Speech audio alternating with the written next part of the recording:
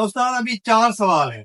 Wheel alignment क्या होती है, व्हील बैलेंसिंग क्या होती है, केम्बर क्या होती है और केस्टर क्या होती है। ठीक है, ये चारों चीजें मुझे पता है। व्हील अलाइनमेंट का तो मुझे पता है, व्यूअर्स को भी पता है, क्योंकि ये आम सी चीज है कि भाई अगर आपको गाड़ी एक तरफ खींचती है तो इसका मतलब ये है कि भाई उसकी लाइन ठीक नहीं है, उसके लिए हमें फिर व्हील अलाइनमेंट करवानी पड़ती है। व्हील बैलेंसिंग क्या होता है? व्हील बैलेंसिंग ये होती है कि जब आपका टायर पंचर हो जाए और आप पंचर बनवाते हो, उसका बैलेंस नहीं करवाते हो, इस वजह से वो थोड़ी बैलेंस आउट हो जाता है। उस टायर बैलेंस कैसे आउट होता है? उसी टायर का बैलेंस आउट हो जाता है।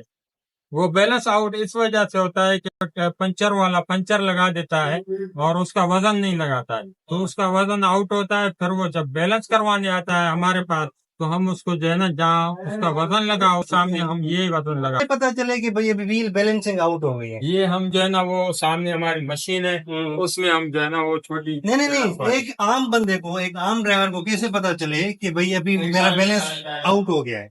अच्छा, कैसे? वो उसको चलाने से पता चलेगा जब उसका स्टीयरिंग हिलेगा। स्पीड में या स्लो में? स्लो में तो पता नहीं चलेगा, स्पीड में जैसे 70-80 की स्पीड में चला रहा है गाड़ी, हाँ। 70 की स्पीड में या 100 से ऊपर जा रहा है, तो उसकी गाड़ी हिलना शुरू हो जाएगी, बबलिंग करेगी। हाँ जी, बाबलिंग करती है। जब हिलती है गाड़ी तो उसको पता चलेगा कि मेरी गाड़ी क्यों हिल रही है। तो इसकी सारी वजूहत यही होते हैं कि आप उसको बैलेंस करवाएं, टाइम पे उसका आप बैलेंस करवाते रहेंगे तो ये गाड़ी हिलेगी नहीं। अच्छा, ये जो आप बता रहे हैं कि भाई टायर पंचर हो जाए, सिर्फ पंचर की वजह से बैलेंस आउट होता है या कोई और वजूहत? इसकी और वजूहत भी पता चल जाती है। टायर टेढ़ा है उसका भी पता चल जाता है, रिम टेढ़ी है तो भी उसका पता चल जाता है। अगर रिम भी सही है, टायर भी सही है, तो फिर उसका बैलेंस आउट होता है। फिर वो हम ये वाला सिक्का होता है, ये हम सिक्का जो है ना वजन के सामने लगा देते हैं, आमने सामने। वो मशीन जहाँ बोलती है अगर वजन यहाँ है तो हम यहाँ लगाएंगे, अगर यहाँ है वजन तो हम यहाँ लगा देते हैं, तो ये इसका बैलेंस हो जाता है। अच्छा, इसका एक का टायर का आपने बैलेंस कर दिया, मिसाल के तौर पर भाई इधर से पंचर लगाया, उधर आपने ये सिक्का भी लगा दिया, जी हाँ। तो इस टायर का बैलेंस सिर्फ इसी का होगा या दूसरे टायरों का भी इसके साथ होगा? इसके साथ जो है ना, आपको अगर गाड़ी फिट रखनी है तो चारों टायरों का बैलेंस करवाते रहें। अच्छा। अच्छा, ये जो सारी चीजें होंगी, व्हील अलाइनमेंट हो गई, व्हील बैलेंसिंग हो गई, कैम्बर केस्टर, ये सारी अगले टायर्स की होती है या पिछले टायर्स का भी हमें कुछ करना पड़ता है? ये कैम्बर, कास्टर और अलाइनमेंट, ये 3 चीजें अगले टायरों का होता है। जो बैलेंस होता है वो चारों टायर का होता है। ठीक हो गया। अच्छा, मुझे ये बताएं कि कैम्बर क्या होता है?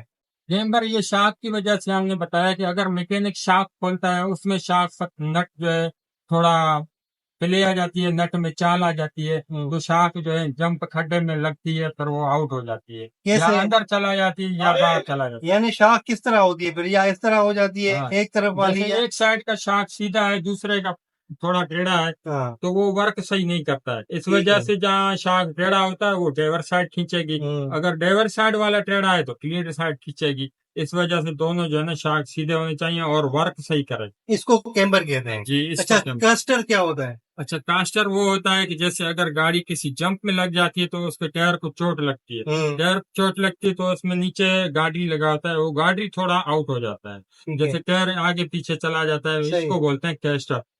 वो कास्टर भी सीधा कर देते हैं, सही है। उसके बाद कैम्बर आउट होता है तो वो भी हम सीधा करते हैं। अच्छा, कैम्बर में भी गाड़ी एक तरफ खींचती है? ये कैम्बर में भी खींचती है और कास्टर में भी, दोनों चीजों में खींचती है गाड़ी, एक तरफ से खींचती है। ठीक हो गया। अगर अलाइनमेंट आप बोलते हो, सिर्फ अलाइनमेंट, न कैम्बर का मसला है न कास्टर का मसला है, तो फिर अलाइनमेंट का मसला भी होता है। उससे टायर जो है ना ऐसे खा जाती है, जैसे ये टायर को ये खा जाती है, ये अंदर से टायर ऐसा पासीरा चलेगा। आप बोलेंगे कि मेरी लाइन की जो अलाइनमेंट है गाड़ी की सही है, लेकिन वो सही नहीं है। टायर ऐसा चलता रहता है और अंदर से ये टायर एक तरफ से जो है वो घिसता रहता है। हाँ, ये होता है अलाइनमेंट का इश्यू। और टायर जो है वो जो है ना, ये आगे से बाहर होता है, ऐसे ऐसे सही। उसको हम जो है ना ऐसे सीधा कर देते हैं, ये अलाइनमेंट।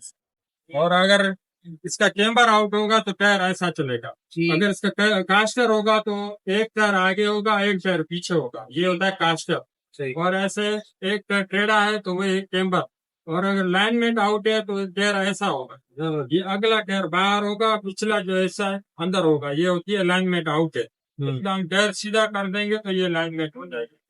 ठीक है। अच्छा, मुझे एक आखिरी चीज बताएं कि ये जो अलाइनमेंट होती है, ये व्हील की अलाइनमेंट होती है या अंदर कोई टायर आर्ट वगैरह की सेटिंग होती है? ये सिर्फ व्हील की अलाइनमेंट होती है और सेटिंग करते हैं वो अंदर से टायर आर्ट की सेटिंग। यानी सेटिंग सारी टायर आर्ट की होती है और टायर आर्ट की रिम के साथ सेटिंग करते हैं। जी जी, रिम के साथ। रिम के साथ यानी सारी सेटिंग हमें टायर आर्ट की करनी पड़ती है। टायर आर्ट की जो स्टीयरिंग बक्से में जो राड की लगी होती है उसका चेक नट ढीला करके फिर उसकी सेटिंग करते हैं। उसमें होती है चूड़ी। चूड़ी जो है वो अगर हम अंदर जाम करेंगे तो अलाइनमेंट ऐसे चली जाएगी, अगर चूड़ी को हम खोलेंगे तो फिर अलाइनमेंट सीधी होगी। सही हो गया।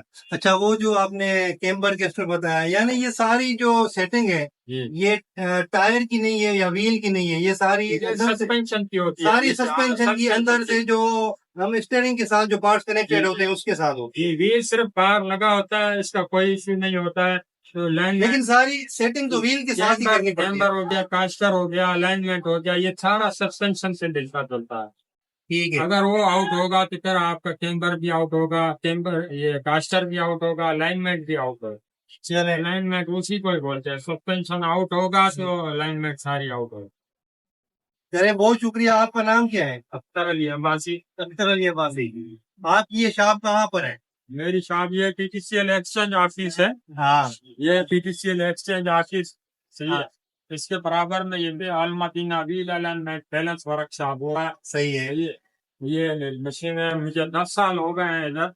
कितने कितने पैसे लेते हैं आप व्हील अलाइनमेंट करवाने के? ये टोटल सारी गाड़ी करने का जो है ना हम 1200 रुपया ले लेते हैं। यानी उसमें व्हील अलाइनमेंट भी आ गई, बैलेंसिंग भी आ गई, कैम्बर भी आ गया, कास्टर भी आ गया, सारी चीजें आ गई। सारी 1200 में आप कितने टाइम में कर देते हैं? ये तकरीबन आधा घंटा 40 मिनट लग जाता है। यार मैं शाह साहब, मैं पहली दफा इन भाई साहब की दुकान पे आया हूँ और इनको माशाल्लाह बड़ी जबरदस्त नॉलेज है। और अभी रिजल्ट को हम देखेंगे। इन्होंने मेरी गाड़ी की अलाइनमेंट कर दी है, बिल्कुल। ठीक है। अभी रिजल्ट देखेंगे कि क्या होता है। उसके बाद मैं फिर एक वीडियो बनाऊंगा, आपको बताऊंगा कि आपको इनके पास आना चाहिए या नहीं आना चाहिए। वैसे मैं मुतमईन हूँ, आपकी नॉलेज जो है ना वो काफी अच्छी है, क्योंकि आपने ये जो टायर का मुझे बताया ना कि इस तरफ रखेंगे तो अलाइनमेंट है, ऐसे करेंगे तो कैम्बर है, ऐसे करेंगे तो कैस्टर है।